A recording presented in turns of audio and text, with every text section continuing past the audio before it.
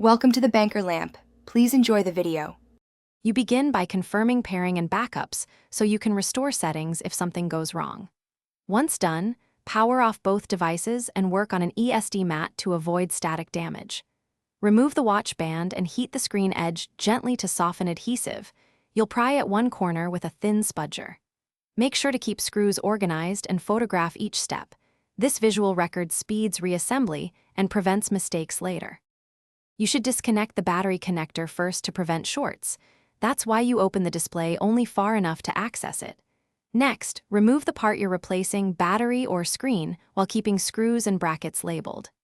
After swapping components, reseat ribbon cables and connectors firmly, watching alignment and clips. Once confident, apply new adhesive strips around the frame. Test power, touch, and heart rate before you press the display back down. You press the display evenly to set the new adhesive, and then reinstall the band so the watch is comfortable for testing.